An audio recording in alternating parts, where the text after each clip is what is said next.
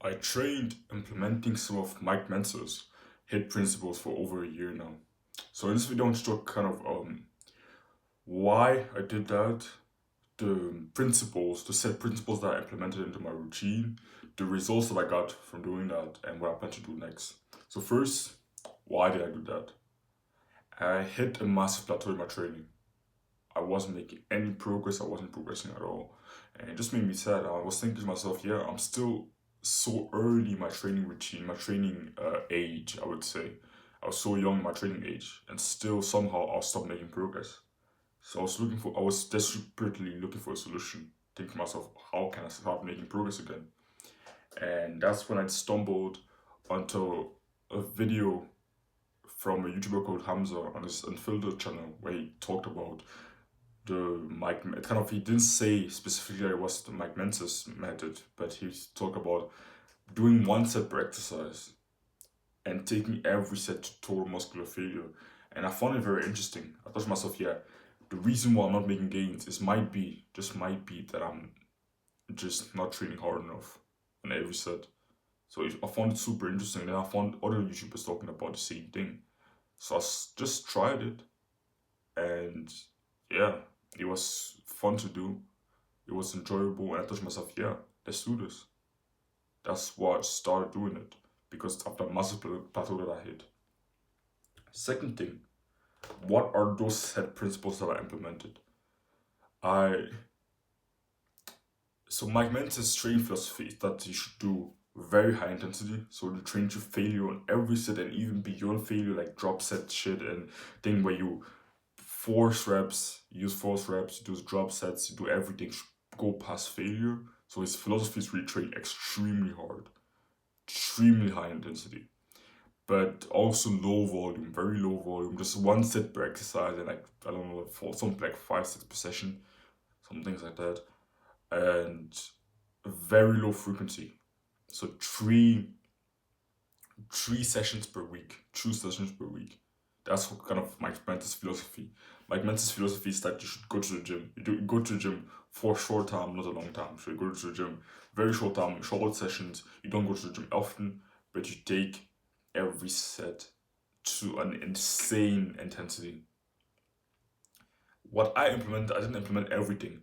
So what I implemented, I didn't implement the low frequency, but I implemented the low volume and low intensity. So I still trained 6 times per week. I still followed the push pull legs, but I took I trained with low volume, very high intensity. So I only did 2 sets per exercise, and I took every set to failure. But I mostly didn't do like drop sets. I didn't really go past failure. When I reached failure, I just stopped. That's what I did with every set. I didn't do drop sets because I was still doing 2 sets per exercise. So as you can see, I didn't necessarily go follow everything he said to the T. So that's kind of how I went about it. I first tried doing only one set, then I increased it to two. But in the beginning, I just only one set for a few months, and it worked very well. I got a few results. I got pretty good results from this one set per exercise, and yeah, it really worked well for me. And the results that I got from it is that I slowly developed the skill of training to failure. I slowly became pretty good at training to failure. Because when I first started doing this challenge, I didn't really see it as a challenge. Just a few weeks ago, I planned to do it for this like for the rest of my life. But the first thing that I got from it is that I really became good at training to failure. Because in the beginning, I wasn't very good at it. I always thought, I was so scared of the pain. I did everything I could to avoid it. So every time the set started to get difficult, I just stopped doing it. I just stopped it. I dropped the weight. I stopped because it was too painful for me. So I had bad pain tolerance. So I couldn't really push to failure or even close to failure. So that was probably one of the reasons why I wasn't really getting the results that I wanted to get, because I didn't really know what true failure was. So it helped me slowly discover what true failure was. And at the end, I was able to just train to failure on every set without any problem because I really developed the skill. And yeah, I started making more progress when I did this. Before I started doing this, I was stagnating, struggled to make progress. But when I started doing this, somehow, because of the higher intensity, I started making progress again. So it really helped me. I'm not saying something else. It really, really helped me here. But as you can see from the way I'm talking, I actually stopped doing it. And today will be my first session where I do higher volume again. Today, like after recording this video, I'll literally prepare and go to the gym. It's very early, but I always go to the gym very early. Today's gonna be my first session doing higher volume again. I'm gonna do like around 4 to 3 sets per exercise, and I'm gonna have a push session. So it's gonna be my first session, not training with the HIIT Mike Mentzer mindset. And why did I do that? Why did I decide to stop doing HIIT?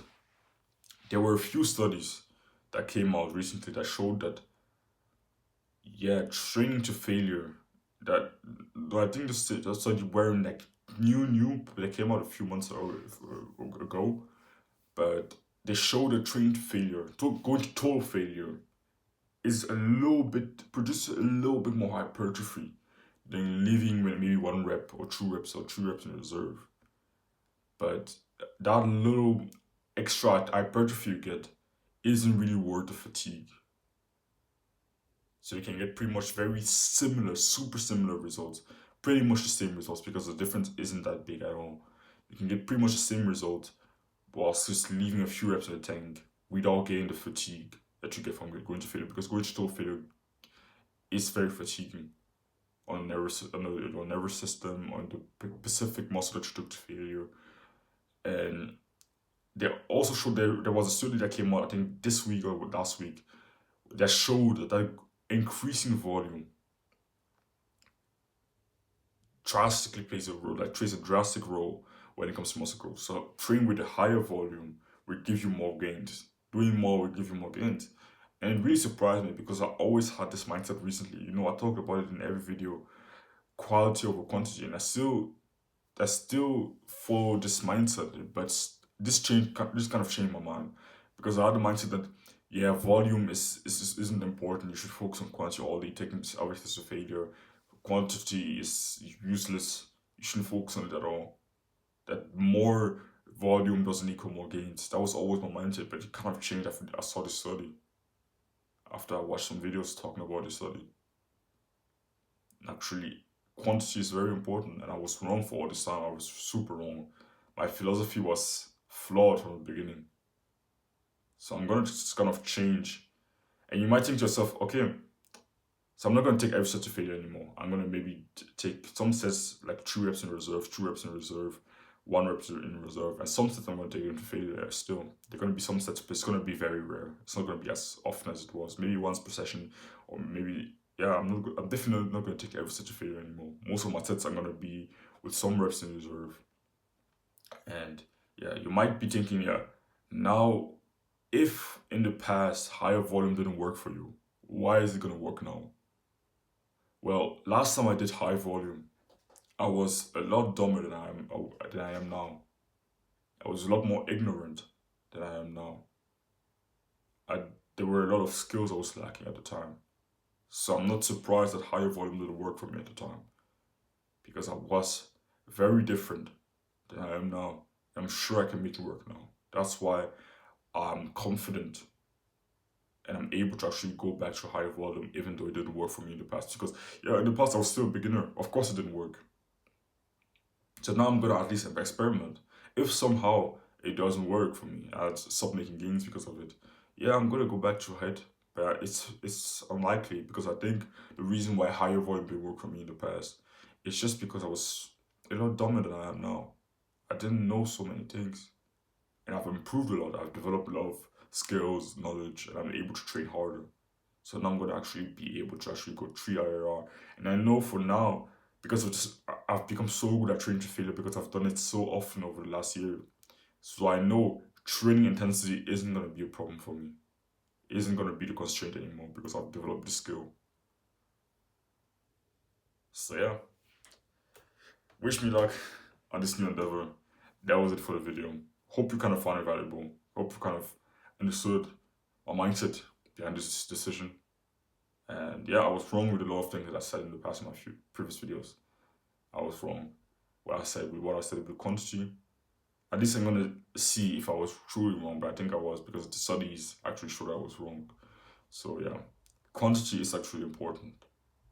So if you listen to some videos that I made saying that quantity was useless, I take that back.